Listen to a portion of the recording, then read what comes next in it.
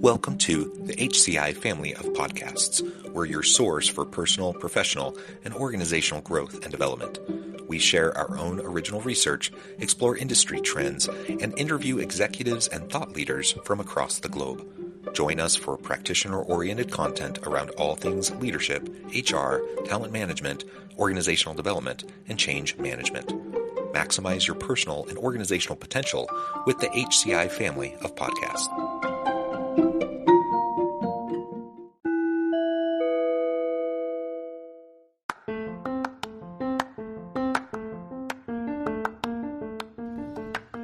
Welcome to the podcast. In this podcast episode, I talk with Ben Lytle about Futurists versus Potentialists.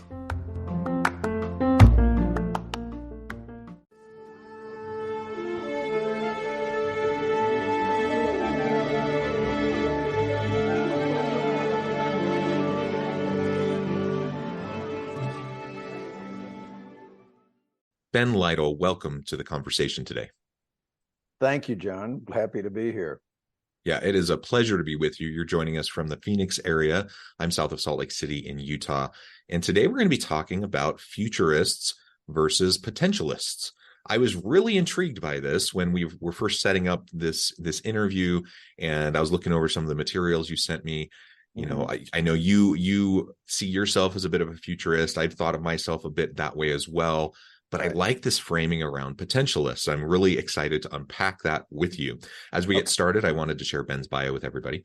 Ben Lytle is a self-made serial entrepreneur or CEO known for being ahead of the curve, creating something out of nothing, adjusting and thriving during change. He now is a thought leader on the future. He launched 5 successful companies, 2 listings on the New York Stock Exchange, his best known success being Anthem with a current market value of more than $100 billion.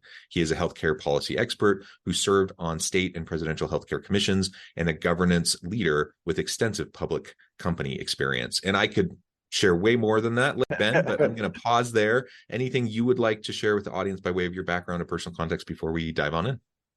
No, I think that I'm very much a family man. I have a large family, 3 adult children, 8 grandchildren. I'm very close to them, and I've traveled the world, a bit of a lifelong student, and I'm excited to talk about what I think can be a fabulous future.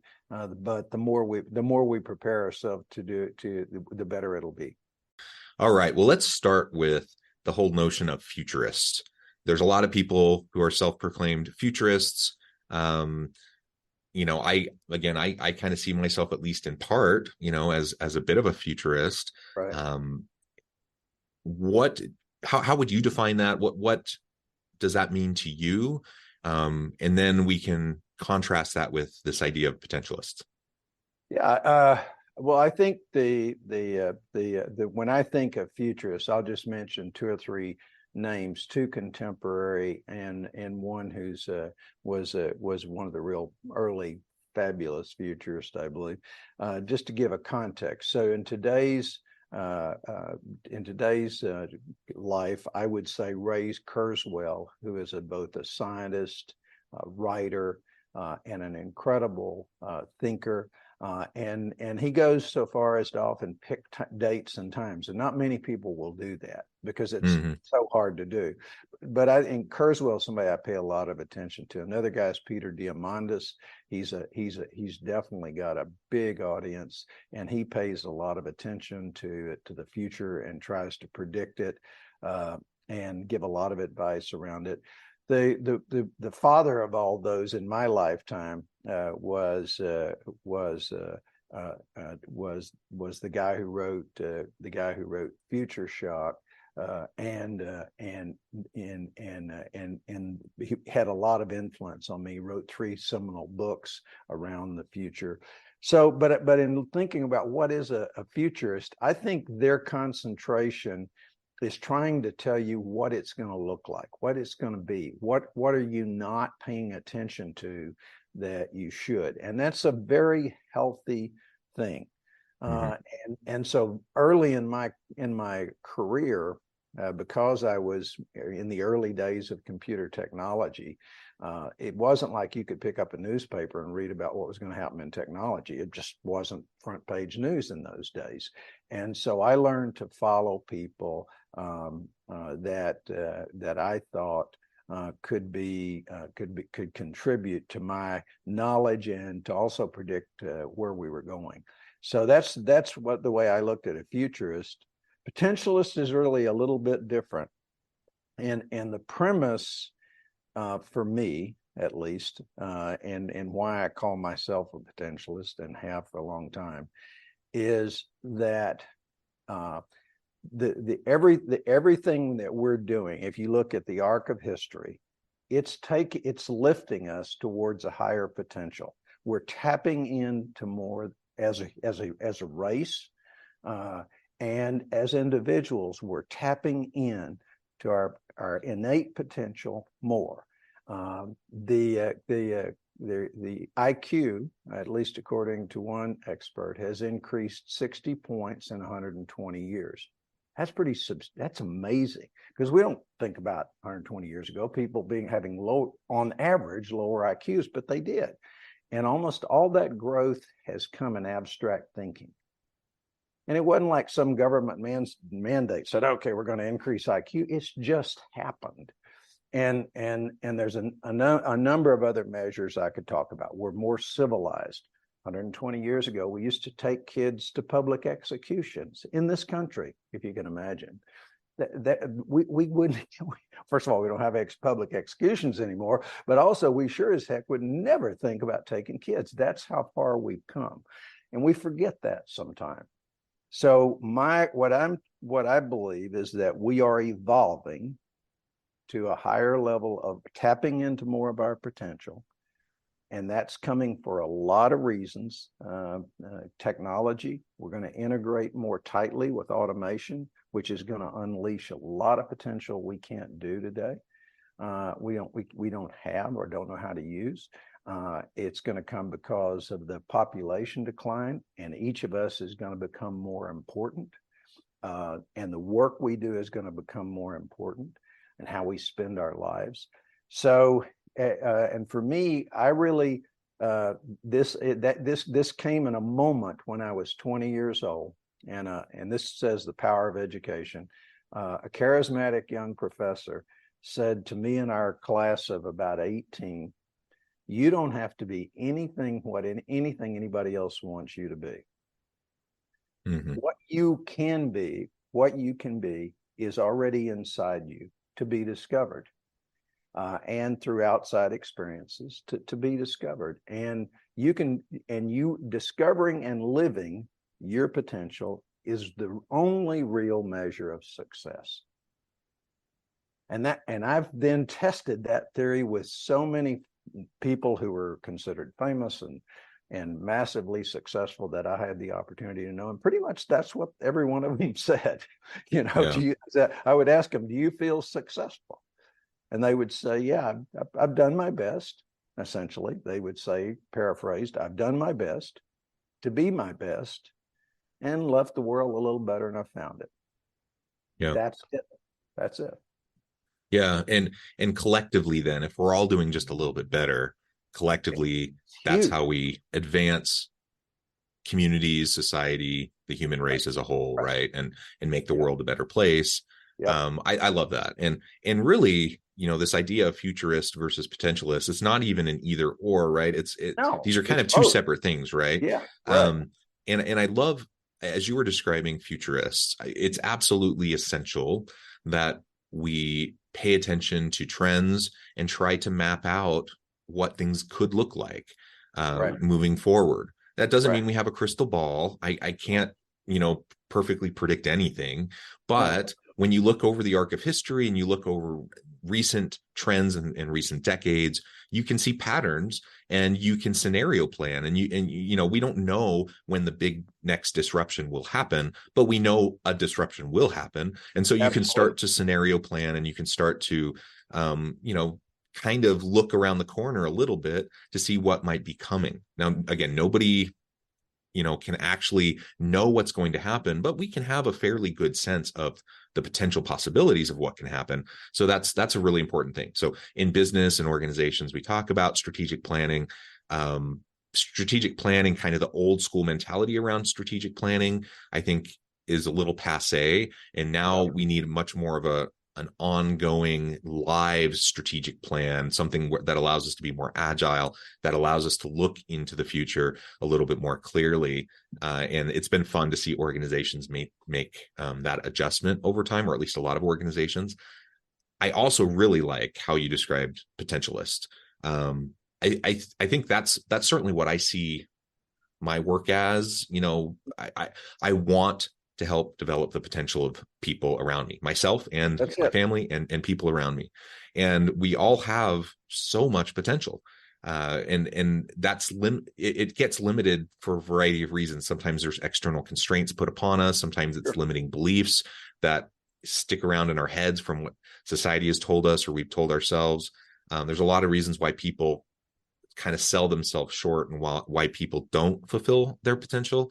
But if we can, while looking into the future, trying to understand, for example, technology and how it's going to reshape the world of work, that can give us some clues about how we need to help develop the potential of those people on our teams, so that we're ready as an organization to meet the needs and demands of the future. But also individuals within our teams will be able to have the skill sets, the mentalities that will help them to be successful, even amidst disruption, amidst, all of the turmoil and the upheaval and the messiness of the world that we're in. Yeah, and you've got a lot of audiences looking for practical application here. So I'm going to share with them at least my perspective. So I have this moment when I'm 20, and I actually changed my major and took up potential and what it is and how do you develop it as an avocation throughout my life. But and interviewed every famous, or not famous, some of them were famous, but every successful person I could find. What made them that way? And that's, so I started to build a body of work around this. But for everybody else, here's how it affected my work. I literally and by the way, I may have been somewhat born with this kind of outlook, and certainly my parents were very optimistic kind of folks and very supportive of you can do whatever you want to do. And but I started to look at my job as a manager was to discover, help the people I work with discover and bring to the surface and live out their own potential. And let me tell you, if you focus that way, and that's your 100% focus, or at least your starting point, your people will sense it and they'll become loyal as all heck to you, because they know you're trying to help them. Even when you have tough discussions with them about something in their performance, it's not about criticizing them, it's trying to help you discover this is in your way. Second place was as an entrepreneur. I built my first company at 27. That wasn't even added in the 5, and I'm working on my 7th now. So I'll always be doing that kind of thing. But what I did with companies, I looked at an idea or I looked at a company and I said, what could it be? That became my number one focus, not I got to fix this. That became the reason you fix this, perhaps. But I started looking, and sometimes that resulted in audacious plans and proposal. When I will tell you, nobody when I first started thought that we could build 2 public companies in 10 years, 2 New York Stock Exchange companies in 10 years in 2 industries like we did with my management team and I.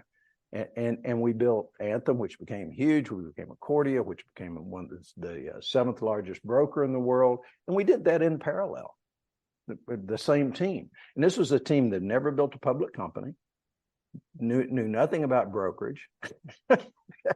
and so that's the thing, as a leader and a manager, you can make a huge difference. The other is pragmatic optimism. Nobody wants to hear fairy tales. But if Hmm. you've got pragmatic optimism, to me, is my argument's better than yours. It's like being a good lawyer. Okay, my argument is better than yours. So when I talk to people, and I'm sure this is again another thing that your leadership, your people in leadership out there, or even if they're just leaders of their families, when Yeah. you see people start to go into negative spirals, as we all observe these days, stop them and go, wait a minute, let me ask you something. Do you believe that the human race is being evolved for extinction or abundance? It's one of those unavoidable life questions. Everybody needs to answer that. And let's say, no, I think we're going extinct. Well, a lot of people have thought that since the beginning of time. I'm pretty well convinced about the fifth person on the world said, oh, it's all over, guys. And they've been saying that ever since. They've been wrong always. Where's your argument? My argument's arc of history. Times look tough. We go through tough times. We come out, and we're always at a higher level. It's the way it's always worked. Could it go wrong? Yeah, but why now? Why now? And so that's the kind of thing that as a member of society right now, we're bombarded with negativity from politicians, from the news. And even and you're an academic, even a lot of academia, very negative. And that doesn't help anybody. And particularly, it's just wrong. The other thing is, it's just wrong. I would like to one time before I leave this earth, wake up, turn on a newscast, and someone say, you know what? 4,500,032 people in Phoenix or pick your city, woke up had a really good day yesterday.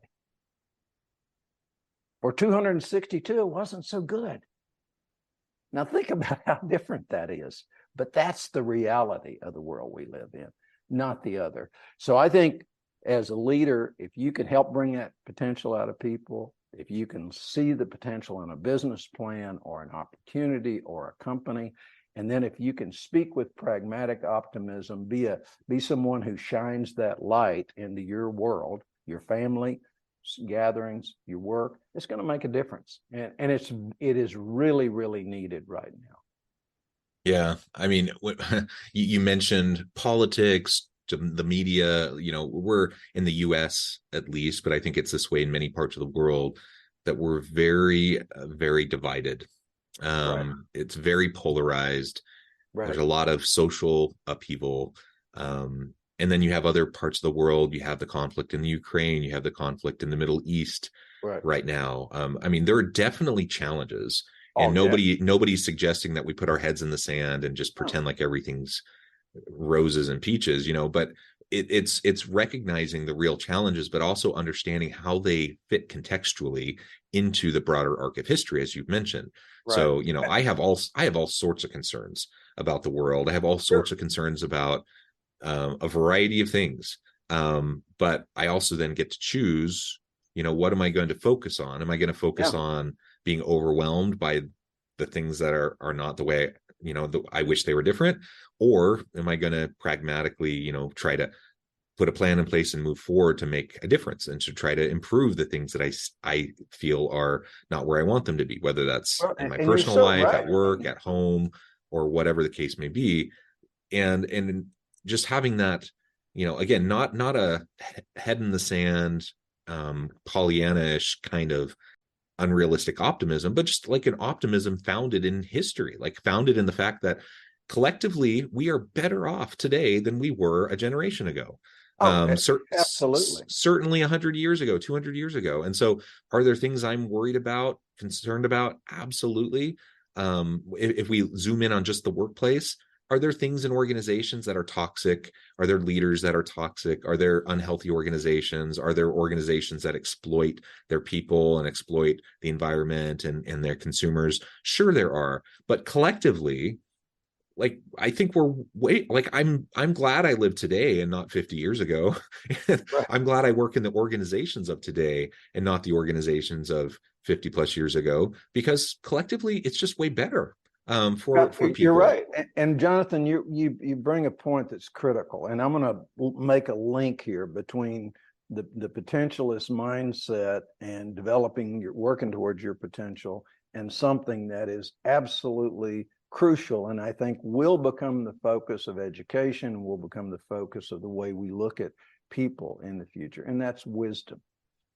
So if you look at one of the things that defines wisdom is the ability to keep things into perspective, to take a broader perspective rather than something narrow. And exactly as you said, we have gone through periods of division and coming back together throughout history. And each time that division, that polarization led to something better. Take an example.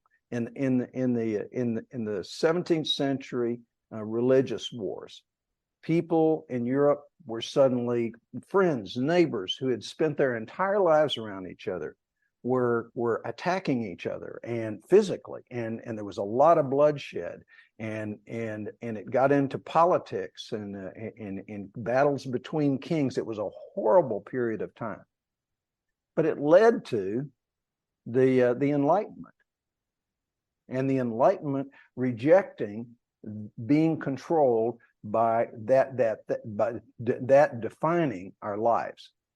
And if you look at if you went back to the bubonic plague, shortage of people for the first time in history, but people's lives improved as a result. The workers, the people there, everyday people had greater demands. They refused to be serfs anymore. And it led to the Renaissance. It was a contributor to the Renaissance. So these are archetypes of history that have occurred over and over and over again. So a wise person interjects that and says, yeah, we're polarized, but it's taking us someplace. And it may get worse before it gets better, but ultimately it is how something gets birthed in civilizations. And it's going on throughout the world. So it pretty well tells us this is not a U.S. issue or an EU issue or a China issue. This is the world going through a period of time. And there's an answer for that. Now, we don't have time to talk about it today, but it's laid in Dr. Alvin Toffler, who wrote Future Shock and two other great books. He said, when we accelerate change faster than people can comprehend it, and more importantly, faster than institutions can adapt, we're going to have this kind of disruption. And he predicted, he called that 50 years ago, and it's absolutely right. But for each of us, here's what we can do. We can work towards our potential. And what is our potential? Our potential is the ability to look beyond our instincts and our emotions and our fears and our biases, particularly in the moment of decisions, because they will cause you to make unwise decisions, and work towards and that's something we can each do. When we're confronted with an issue, we can pause, think a little broader, don't respond immediately, and then try to give a response that speaks to people of wisdom and that something is going to be better. Yeah, very well said. And if we apply this now, I mean, we've been talking in general terms about societies as a whole, which I think is an important perspective.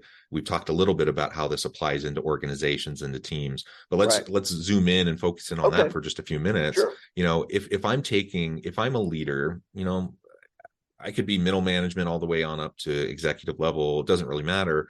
We choose a unit, and I'm a leader and I have people that report to me. I have a team of people.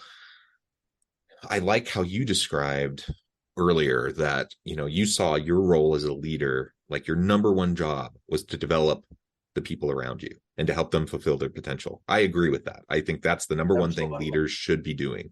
It's not the number one thing that most leaders are doing. You know, most leaders get caught up in the just day-to-day grind. They're putting out fires. Maybe their ego is in the way. Like, there's a whole bunch of reasons why leaders don't focus on the developing the potential of the people around them. But I agree, like that should be our number one thing.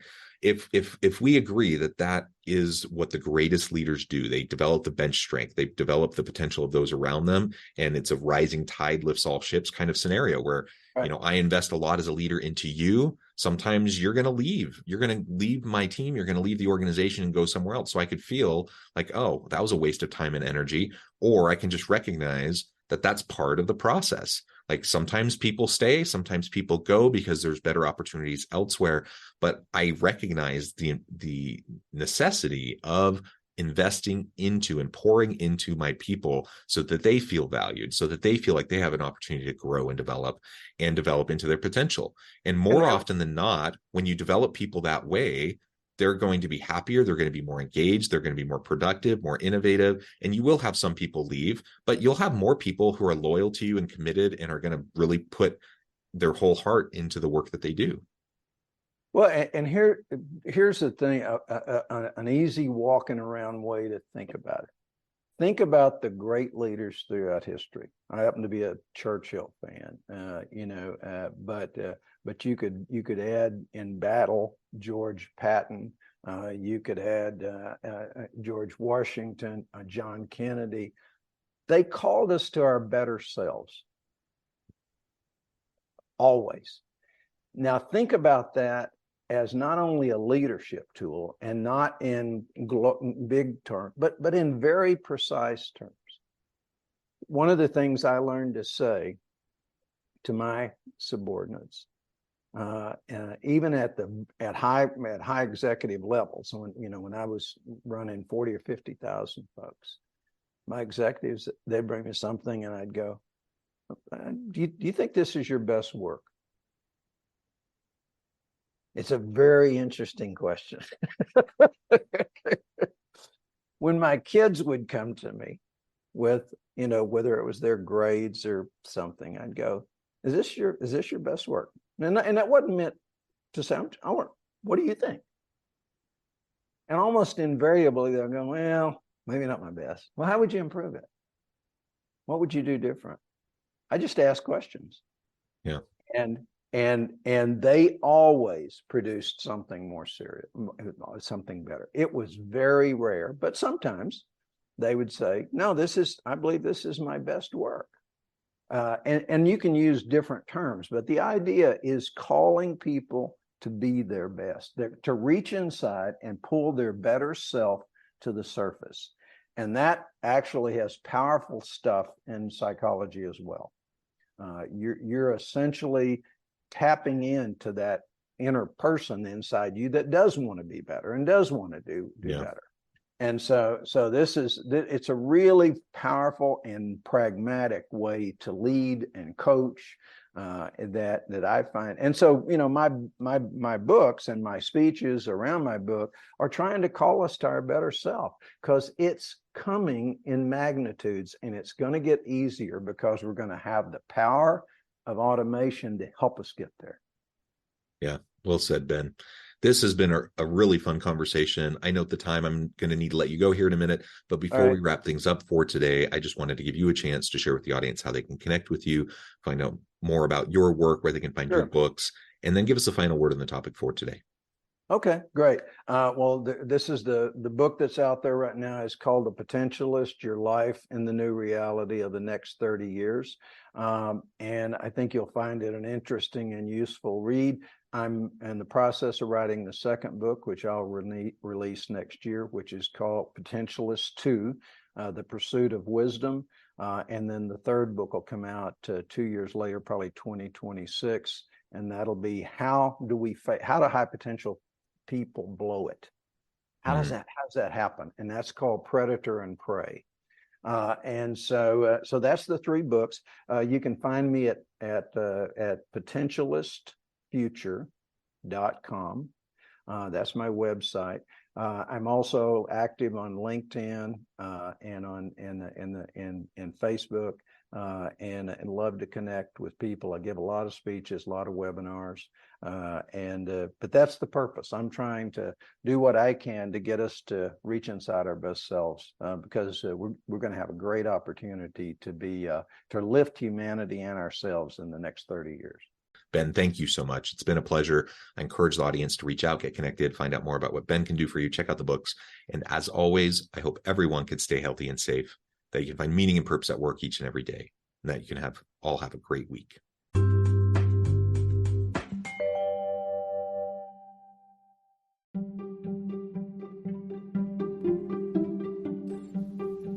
Thanks for joining us for this episode of the podcast. We hope you stay healthy and safe, and please join us again soon.